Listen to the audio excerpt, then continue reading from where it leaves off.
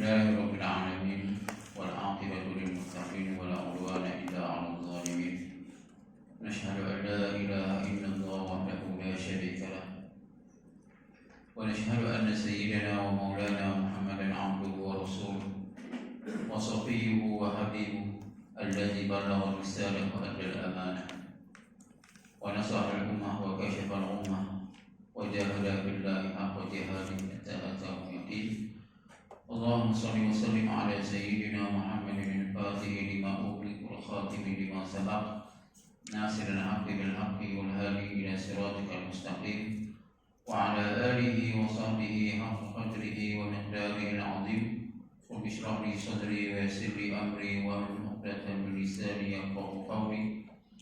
Subhanaka la ilma lana illa ma 'allamtana innaka antal 'alimul hakim.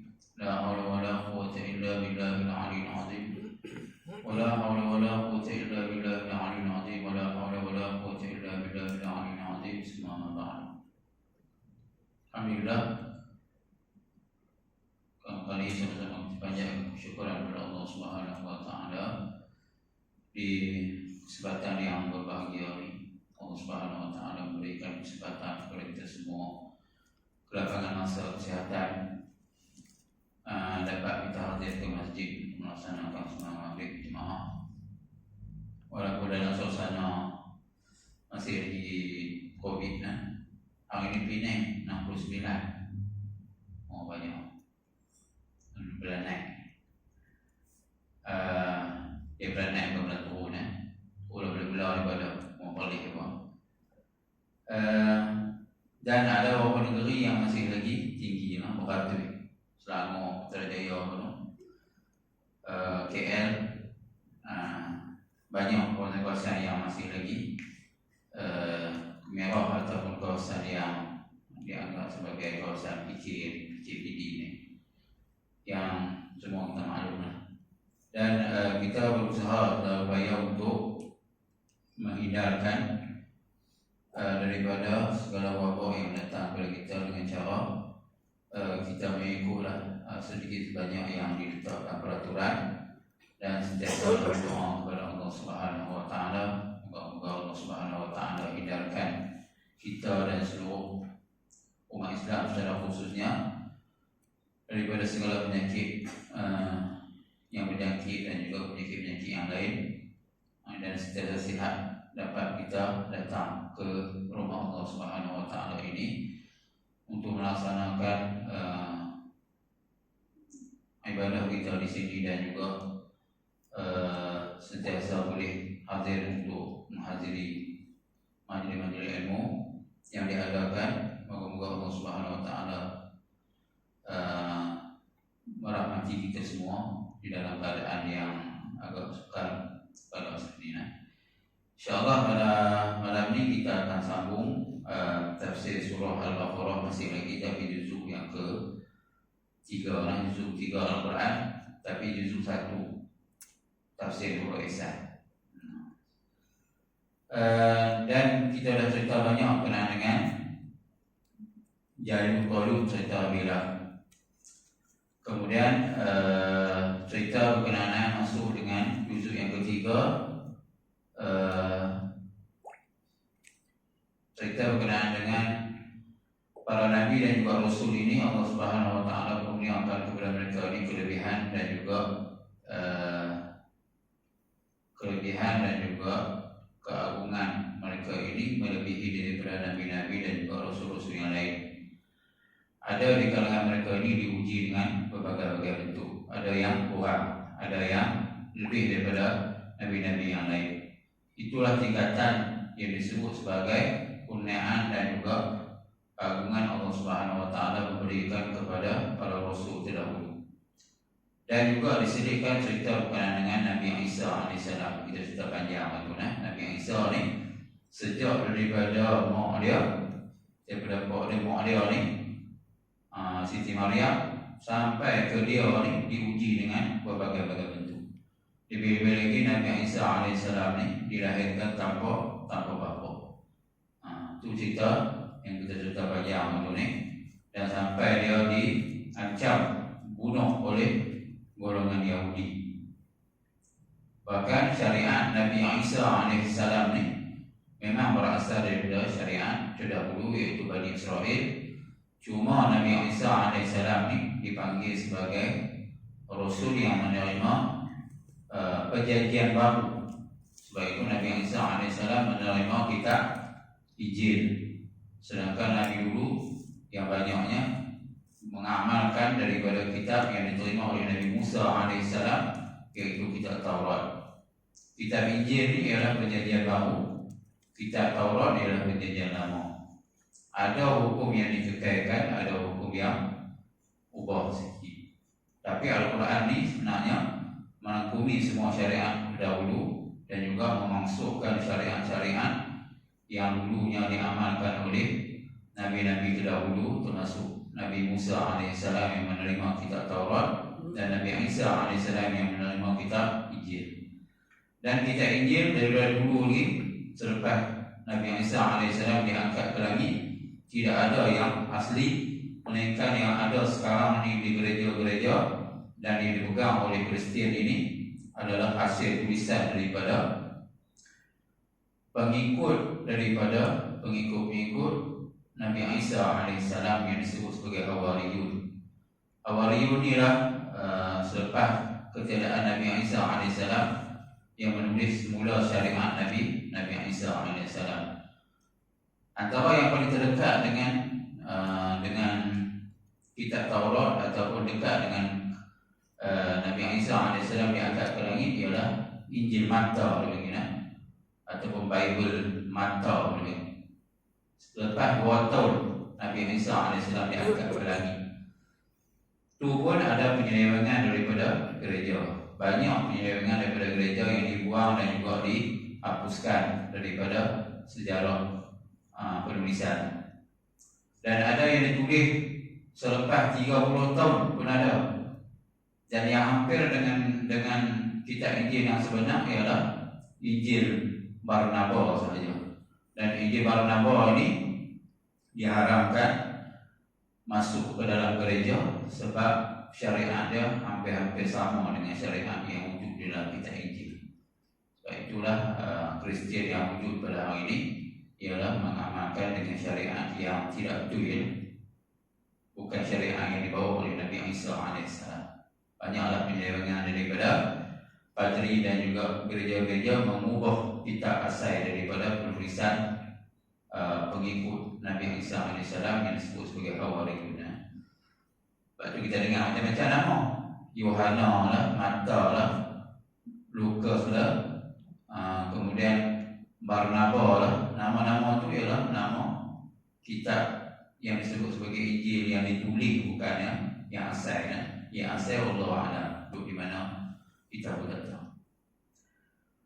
Itu cerita banyak berkenaan dengan Nabi Isa alaihissalam, dan juga itulah dugaan yang diterima oleh Nabi Isa alaihissalam sehingga dia disenarai daripada golongan Rasul Ulul Azmi. Ulul Azmi ini maksudnya Rasul-Rasul yang banyak dipuji oleh Allah Subhanahu Wa Taala. Maksudnya dia ada peringkat Rasul-Rasul ni, tapi semuanya bawa risalah, satu risalah, iaitu mengisahkan Allah Subhanahu Wa Taala. Itulah satu seruan yang dibawa oleh Nabi-Nabi dan Rasul yang menyeru ke arah keesaan Allah Subhanahu Wa Taala. Kemudian insya-Allah pada malam ini kita sambung di muka surat 87 di atas tu lah. Cikgu. Wa qala Allah Subhanahu Wa Taala wa qala mufassir rahimallahu taala, ya ayyuhallazina amanu, itu lah. Hei segala mereka yang beriman. Mereka yang beriman, anfiqu mimma razaqnakum, nafkahkanlah oleh kamu daripada barang yang kami rezeki akan kamu itu zakatnya. Maksudnya Allah Ta'ala ni sebut sebagai arahan supaya kita nafkahkan harta kita ni, apa yang kita dapat yang Allah Subhanahu Wa Ta'ala kurniakan kepada kita yang berbentuk zakat. Sebab arahan ni ialah arah wajib. Sebagian ulama mengumumkan ayat ni, ada yang mengatakan sedekah sunat, ada yang mengatakan dua-dua sekali, sedekah sunat pun kena, sedekah wajib bukan yang disebut sebagai zakat. Tapi ayat ni banyak menyuruh ke arah zakat lah. Maksudnya harta ni sebenarnya dalam istilah ulama menyebutkan setiap harta orang kaya itu di dalamnya ada harta orang miskin. Itu antara poin penting yang perlu orang kaya tahu. Orang yang banyak duit ni lah, kita yang tak banyak ni boleh bagi kadang-kadang lah. Tapi orang yang kaya raya ni, yang banyak harta, banyak duit ni, dia kena faham satu istilah yang disebut oleh para ulama. Setiap harta yang ada pada orang kaya ada di dalamnya harta orang miskin. Maksudnya dia wajib membayar zakat ataupun apa-apa kebajikan yang sunat sekiranya masyarakat dia susah. Kalau orang semua orang kaya yang pandang di sudut-sudut macam tu, tak akan jadilah orang Islam ni terlalu melarat dan juga terlalu miskin. Adalah bantuan daripada orang kaya daripada orang Islam. Kan? Tak kisahlah siapa pun lah. Yang jadi viral dia Ustaz Liu. Oh, dia pergi rata. Dia pula cokek rakyat pula. Banjir dia pergi bagi, zoo dia pergi bagi, semua orang dia pergi bagi. Panda motor tak ada, dia beli. Basikal rosak pun dia pergi repair. Basikal tak ada, dia pergi basikal. Dia kata kalau lesen motor tak ada, dia pergi basikal pula lah. Bagi dekat geng Panda ni yang dia bekerja. Sehari dia pun untuk kerja. Cina tu pun dia bantu juga. Kereta rosak, dia pergi repair kereta, tukar tayar kereta. Itu gambaran kepada keadaan Ustaz Liu lah. Dia usaha membantu orang. Sebab dia fikir setiap harta yang dia ada di situ harta orang miskin. Maksudnya sekiranya dia kaya pun, sebenarnya kaya itu ialah keperluan daripada apa yang dia perlu untuk kehidupan dan keperluan untuk dia sedekahkan ataupun dizakatkan kepada orang yang susah. Itu antara apa yang paling penting untuk mereka yang banyak harta yang perlu membayar zakat. Dan juga menafkahkan harta ataupun menafkahkan harta atau memberikan harta sedikit kepada orang lain ini dianggap sebagai jariah sekiranya niat kita tu betul dan juga benar. Baik itu Nabi SAW menyebut dalam satu hadis, "Idza mata ibnu Adam inqata'a 'amaluhu illa min salas." Apabila matinya anak Adam, maka terputuslah inqata'a 'amaluhu, maka terputuslah segala amalannya. Dah mati memang amalannya terputus ya. Illa min salas, melainkan 3 perkara. Yang pertama yang disebut oleh Rasulullah, sedekah jariyah, sedekah jariyah. Sedekah itu sama ada wajib ataupun sunat dianggap sebagai sedekah. Sedekah wajib dipanggil sebagai zakat. Sedekah sunat banyaklah benda. Termasuk sedekah sunat ialah wakaf. Wakaf itu termasuk dalam ini juga.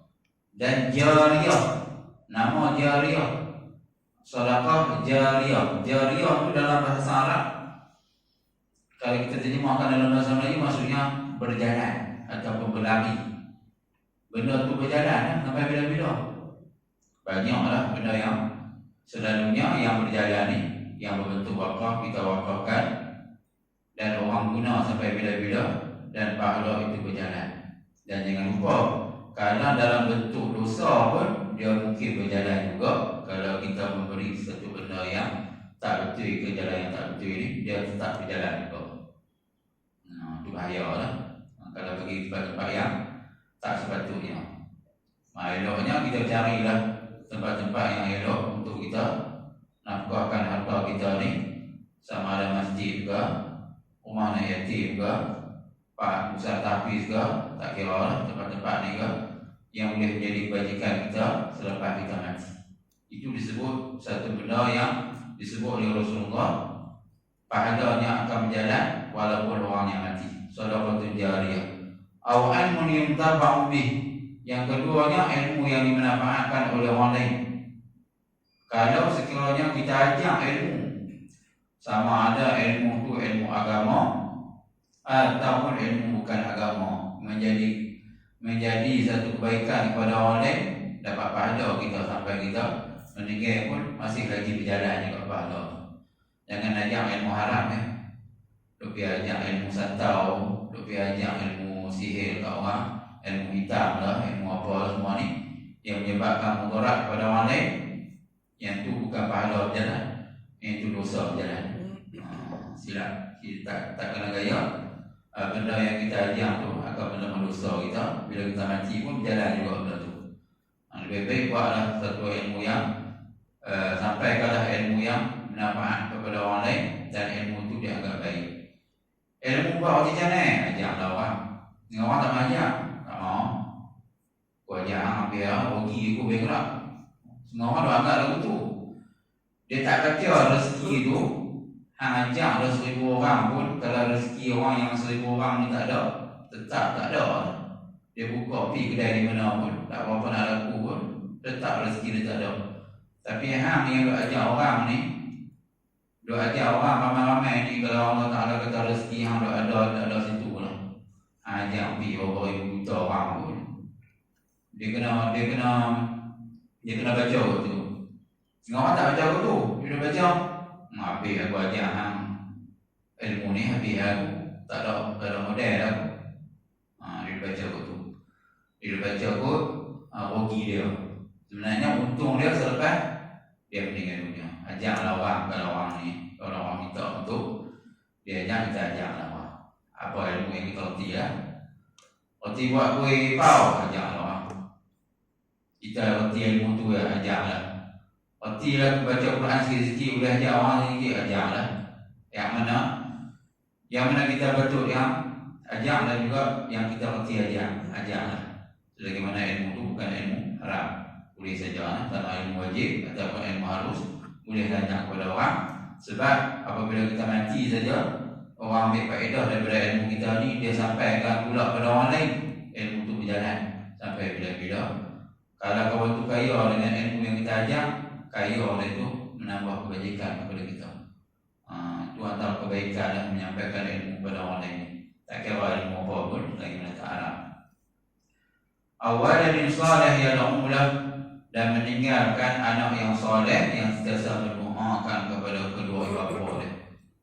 Ajak anak buat satu kebaikan yang baik. Jangan biar dia dalam keadaan dia buat benda-benda yang tak betul. Setengah orang kata biar budak-budak. Salah agak tu. Sepatutnya budak-budak kita nak ajak. Tak ada lah istilah orang meletak dulu daripada robong dia.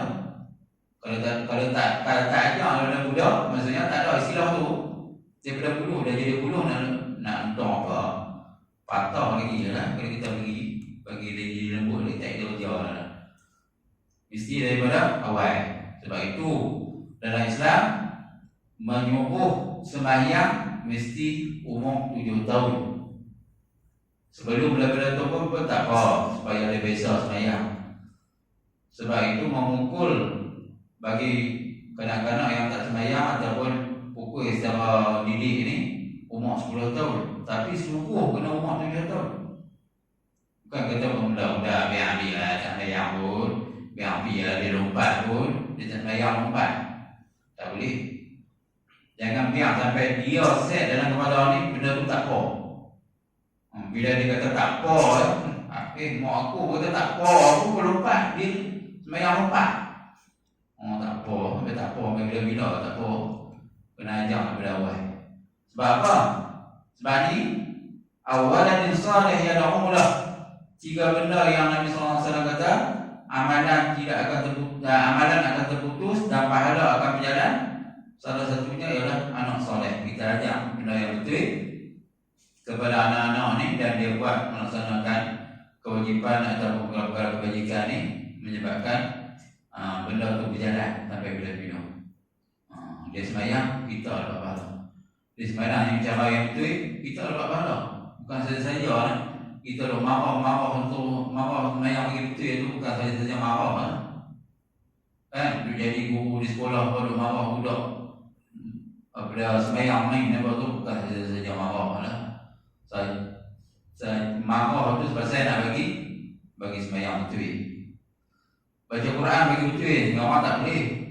Tambah di Mesir tu, mengaji Quran kalau mengaji sekali tak pergi dah. Pasal apa? Pergi sekali kena penampang tak pergi dah.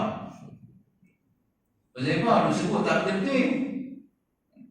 Duk telur kot lain Duk Syekh tu buta pula.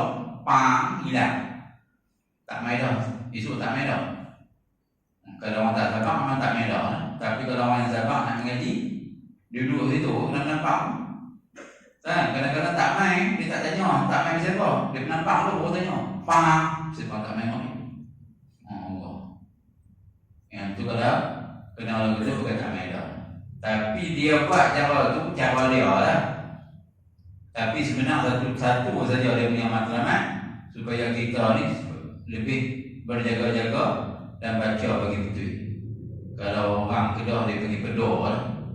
Pedor ni, saya cakap Pedor lah Kedah. Dalam Kedah orang tak faham.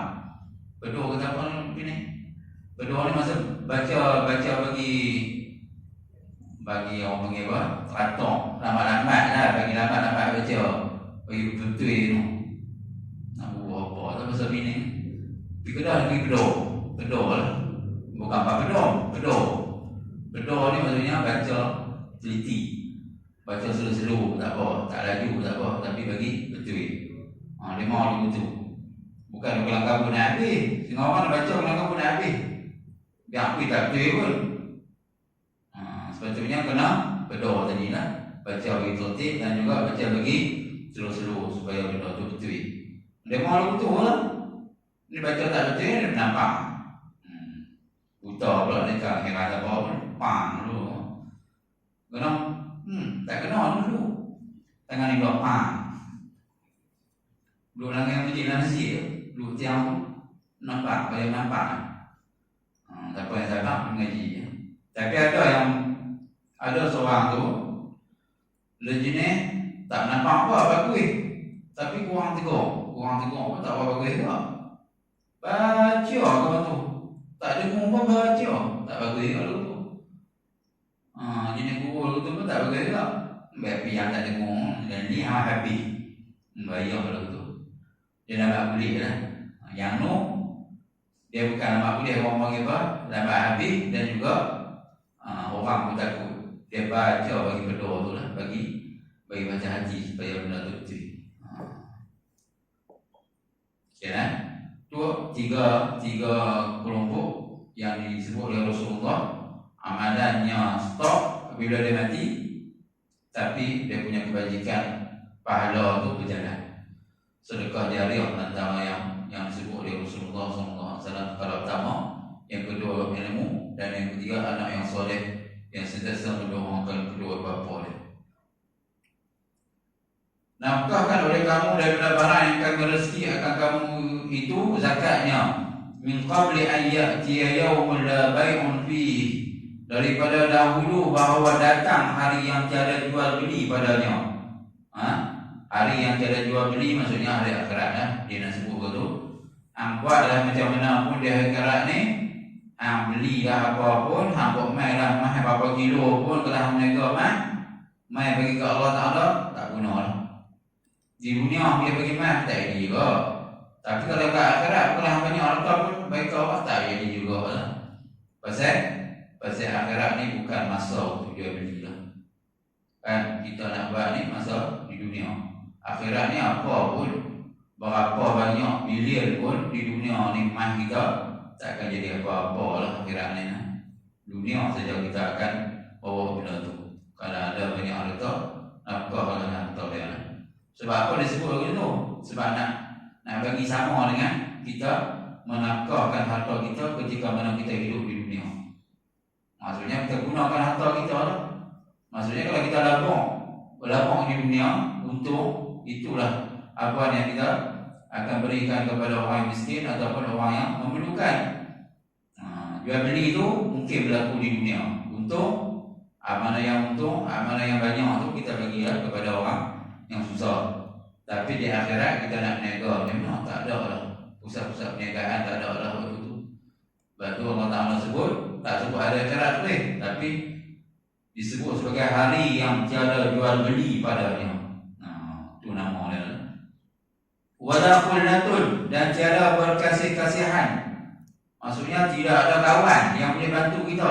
Qullah tu istilah daripada perkataan Khalil. Khalil ni ialah gelaran kepada Nabi Ibrahim AS. Khalil ni ialah kekasih Allah Ta'ala juga lah. Khalilullah iaitu Nabi Ibrahim AS. Sebab itu nama Khalil. Ambil pada perkataan tu lah Qullah tu. Maksudnya tak ada lagi kekasih kita, orang yang sayang kepada kita, nak bantu kita, tak ada.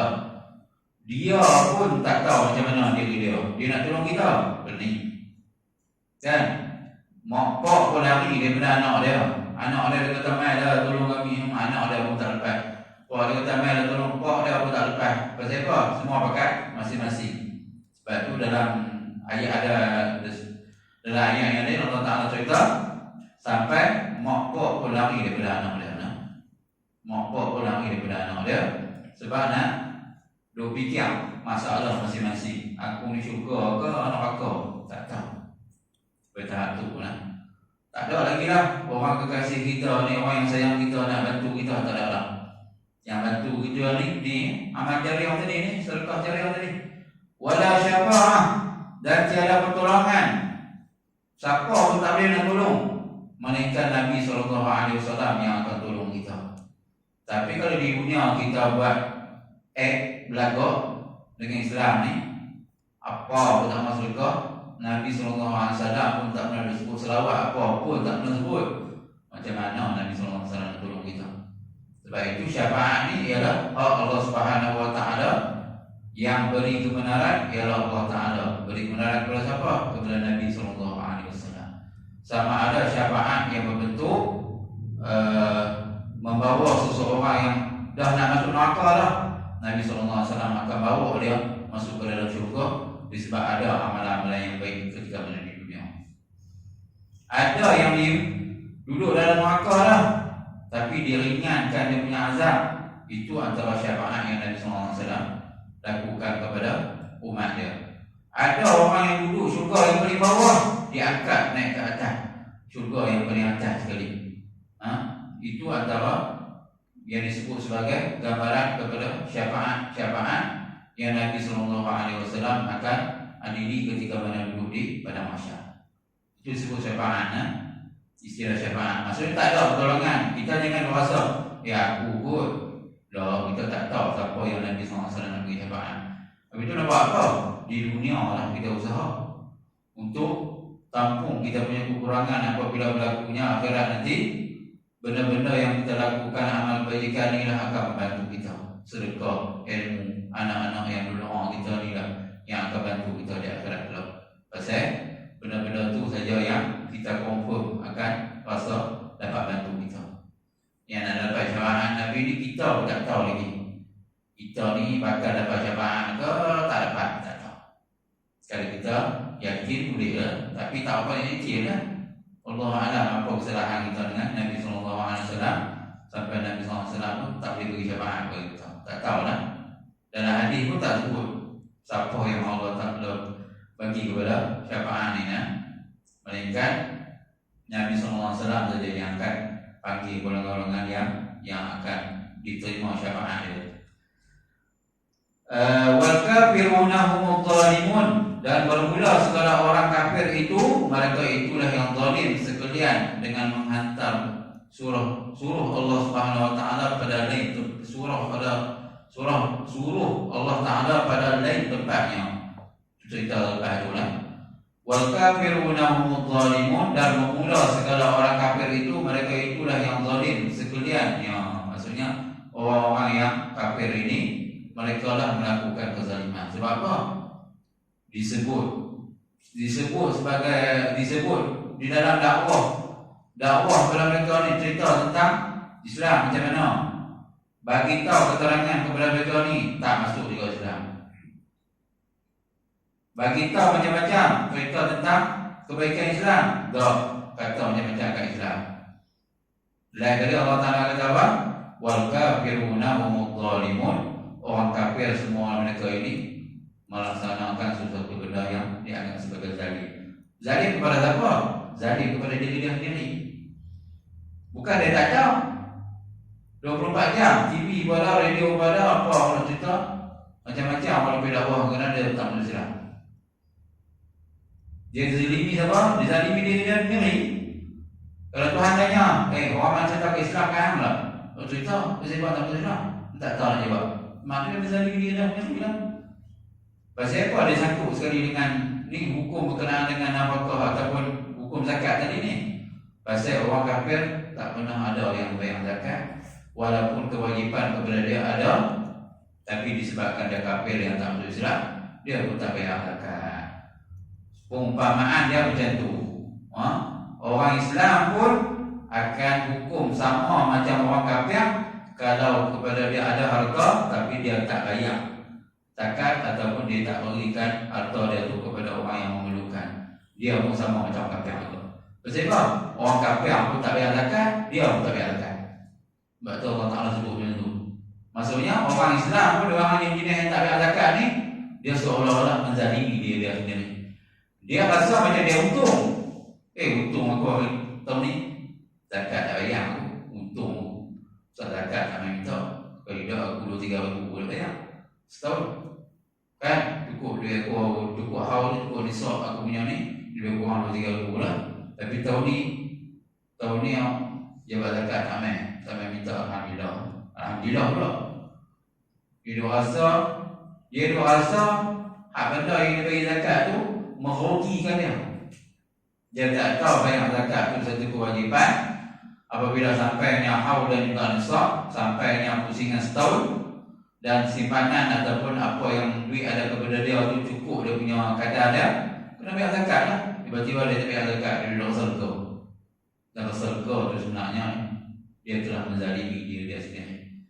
Orang yang tak bayar zakat ni, Allah Ta'ala mengancam mereka ni dengan peperangan. Maksudnya akan dimasukkan oleh Allah Subhanahu Wa Ta'ala ke dalam neraka. Sanggup pok dengan harta ni, dia ada banyak benda. Sebab tu Nabi SAW menyebut dalam satu hadis, tidak akan bergenjak tapak kaki anak Adam ni dah terlalu pada mu'abdin sehingga ditanya tentang perkara. Antaranya yang ditanya ialah an-malihi. Dia akan tanya tentang harta manusia ni, harta hamba dia ni. Dia tanya harta dia. Pas harta tu jaga. Pasal apa? Dia akan tanya dua benda. Min aina iktasabahu, daripada mana harta dia dapat, wa fi ma anfaqahu, ke mana dia bagi harta tu. Kalau harta tu dia dapat halal, okey. Tapi ke mana dia bagi? Dia tak bagi langsung zakat. Jadi benda masalah tu.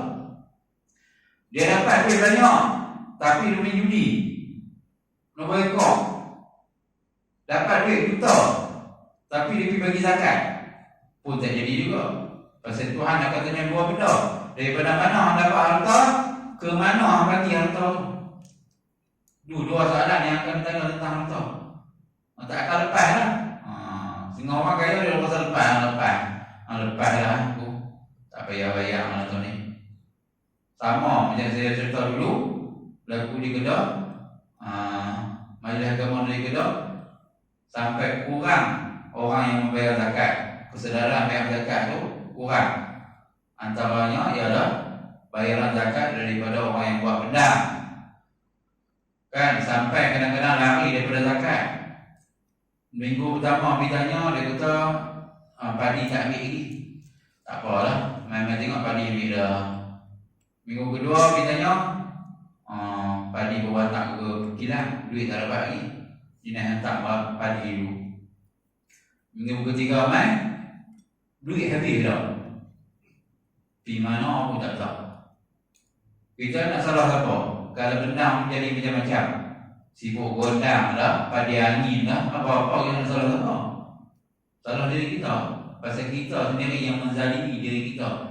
Kita dah anggap zakat tu sebagai benda yang hanya suka-suka dan juga harus saja bagi kita. Dia tak diwajib. Bila kita dah anggap begitu, sebenarnya kita menzalimi diri kita dan menyebabkan kemurkaan Allah Ta'ala. Dia tarik habis rezeki kita. Dia tak baca kot. Bila bayar zakat, rezeki Allah Ta'ala bagi menimpa Allah. Pasal zakat tu datangnya daripada Allah. Rezeki pun datang daripada Allah. Semua kena orang panggil apa? Kena seimbang.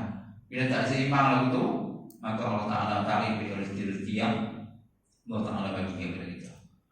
Itu antara benda yang patut diketahui oleh orang yang banyak harta, banyak benda yang boleh dibayar zakat ni, supaya dia tidak lari daripada zakat.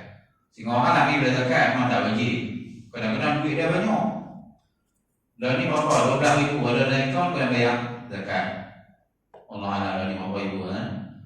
Contohnya, dekat sampai setahun, dia ambil duit tu bagi ke orang. Niat tak elok lagu tu pun ada juga. Aku tak nak bayar zakat, aku ambil duit ni bagi adik aku. Memang dari segi hukum memang tak kena bayar zakat. Pasal apa? Tak cukup setahun. Bila tak cukup setahun, memang kaedah haul dia tak payah bayar zakat. Tapi niat lari daripada zakat tu tak boleh nanti lah. Apa nak elok? Sebab semua rezeki Allah Ta'ala bagi kepada kita ni sebenarnya ada habuan dan juga rezeki daripada orang lain juga. Kemudian ambil ayat tu satu ayat dah cerita berkenaan dengan nafkah harta kepada perkara yang wajib, antaranya ialah zakat. Sama ada zakat fitrah ataupun zakat-zakat yang lain. Tapi umumnya di Malaysia ni zakat ni banyak terlibat dengan zakat tanaman, banyak padi juga tu lah. Zakat dia ni kurang, banyak yang kurang banyak. Ternakan tu kurang juga. Dia ada dia punya sistem dia lah. Dia kena ada berapa ekor baru kena boleh bayar lah. Dia punya bela lembu kambing ni dia ada tempat dia baru kena bayar zakat. Dia ni sikit lah. Dia orang panggil apa? Keras sikit dia punya syarat tu. Banyaknya tanaman lah. Dan dulu Dr. Yusuf Al-Qadhawi ada orang pernah mengadu dia. Dr. Yusuf Al-Qadhawi orang mengadu kat dia. Dalam mazhab Syafi'i memang biji-bijian ni semua yang tanam padi, tanam gandum, tanam apa dalam mazhab Syafi'i ni yang tu saja kena zakat. Tanam durian, musang cing tak payah bayar zakat.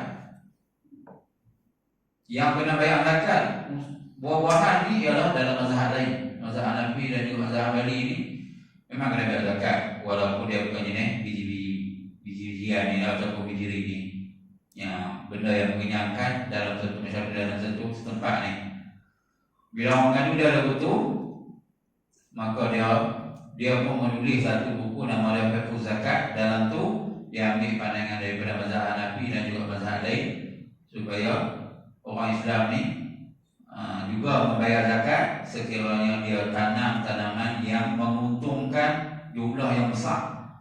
Contohnya musang cing ni lah kita kan, kayu musang cing hantar bagi Cina. Ada musang cing dia faham beli musang cing, musang curi. Jadi musang boleh tu pasal dia mahal. Kalau tanam buah-buah mahal ni, kalau boleh menguntungkan itu dan cukup dia punya nisab, dia tak haul lah. Tanaman ni tak ada haul, dia tukar nisab saja. Jadi kalau faham setahun tanam simpan padi setahun, makan apa? Bagi makan wali muda lah. Nisab saja dalam kaedah tanaman ni. Cukup berapa dia punya sukatan, kena bayar lah dia punya zakat tu. Macam tu juga tanaman ni pun sama juga. Buah-buahan yang kena bayar zakat dua lah. Yang pertama kurma, yang kedua anggur. Tapi Malaysia ni mana ada. Strawberry ada lah, merah tu. Tu pun bukan kaya sangat pun. Boleh lah ni nega. Kurma pun tak ada di Malaysia ni. Ada lah tanam masjid mana ada buah. Ada yang tak buah pada masjid Tubi lah buah ditanam. Ada yang dia buah tak tahu lah. Silap bakar ke silap apa ke. Ada setengah masjid ditanam, ada buah. Macam di Bali tu ada buah pokok tu. Di Kelantan pun ada pokok yang ada buah. Ada masjid tanam saja macam hiasan lah. Buah tak ada. Saya pun tak buah tak. Silap punan tu dia tu. Dia tak buah. Anggur pun tak ada lah. Kita ni tanam anggur berapa kilo. Dulu di Keris tu pun tak apa banyak pun. tak sampai dia punya sukatan daripada sukatan yang perlu beli zakat, tak ramai lah. Maksudnya buah-buahan ni tak banyak. Tapi ada orang mengadu macam tu yang menghasilkan satu orang panggil apa, pendapatan yang lumayan, yang abang kata pesangking tadi ni, sampai dia ni walaupun kaya memang tak bayar. Pasal apa? Dalam mazhab Syafi'i memang tak ada poloyan dalam senarai untuk bayar zakat. Memang kita banyak mula dulu memang tak ada. Yang kita tahu padi itu adalah yang bayar zakat, yang perlu kita bayar zakat. Wallahu a'lam. Untuk malam ni satu ayat saja cerita bila Nabi ni kan satu ayat, tak apa, saya tahu je lah. InsyaAllah minggu depan kita akan masuk ayat yang lain, ayatul kursi, ayat kursi. Dalam surah Baqarah ni ada satu ayat dinamakan ayatul kursi. Ayat kursi ni tentang balik beramai ayat kursi. Setengah orang ni lepas bayar ni habis ni berambut baca ayat kursi dulu. Sekurang-kurangnya baca ayat kursi. Baca ayat kursi, rajin baca ayat kursi ni Allah Ta'ala amankan daripada pagi sampai petang. Siapa rajin baca ayat kursi di dalam rumah dia, Allah Ta'ala halau iblis ni 30 hari tak main rumah dia. Dan ahli sihir dan santau ni tak main rumah 40 hari. Orang dia ramai ni depan bayang dulu main di rumah ke ramai lah. Bukan dah lama pun. Allahu la ilaha illa huwal hayyul qayyum la ta'khudhuhu sinatun wa nawm. Itu antara benda-benda yang disebut oleh ulama. Kalau rajin ramai tu dia lari sikit lah benda-benda tu lah. Lepas tu surah Baqarah saja ialah satu surah antara benda, satu surah yang disyaratkan oleh Nabi SAW supaya dibaca di rumah untuk hindarkan iblis, setan, jin ni daripada mengganggu kita dalam rumah. Sebab itu rumah-rumah baru jangan baca Yasin. Rumah baru tinggal, rumah lama kita baru beli kepada orang ke apa ni, bagi orang ramai baca Yasin, bagi orang masjid baca Baqarah. Tapi orang masjid ingat-ingat Baqarah kat lebi baca Yasin lebi kena baca Baqarah. Pasal baca Baqarah, salah satu ayat yang ada dalam Baqarah ialah ayatul kursi. Walaupun ada lagi ayat-ayat ni, tapi ayat kursi ni agak power sikit lah. Sebab itu digalakkan baca ketika mana kita tinggal 40 hari ke atas rumah, balik baca. Tak lapar tak Baqarah, pasang CD je lah. Kena pandai sikit lah. Buh lah CD ke MP3 buh itu baca. Tak baca lena ke apa buh itu lah. Baca 4 jam. Kena baca surah Baqarah. Surah ini bukan kata tak boleh, bukan. Sebab Nabi SAW kata rumah yang dibaca surah Baqarah tidak akan diganggu oleh jin dan juga setan ni yang ada rumah kita ni. Kena baca lah surah Baqarah di rumah lah. Sekurangnya baca ayat kursi. Betul lepas bayang kena wajib nama ayat kursi. Lepas bayang kena baca yang pertama ayat kursi. Yang kedua kena baca Bismillahirrahmanirrahim la yadurru ma'asmihi syai'un fil ardi wa la fis sama' wa huwas samiul 'alim. Yang ketiga, Allahumma inna 'ala dzikrika wa syukrika wa husni ibadati. Antara 2-3 ayat ni kena baca. Dalam kaedah perubatan Islam, benda ni kena ramai. Kena buat amanah. Lepas bayang baca lalu 3 benda ni supaya kita terhindar daripada gangguan iblis, setan, jin semua ni dan juga santau segala macam sihir ni. InsyaAllah kita bila baik dan usaha lah. Orang yang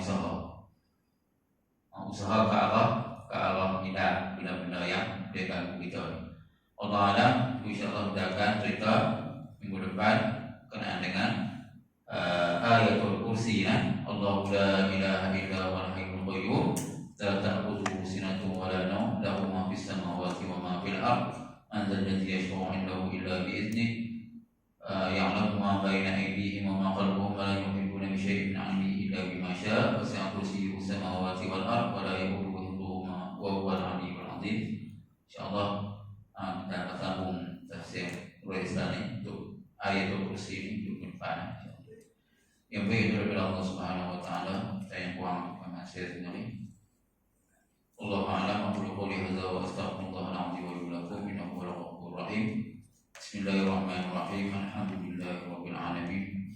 Wassalatu wassalamu ala asyrafil anbiya'i wal mursalin wa ala alihi wa sahbihi ajma'in.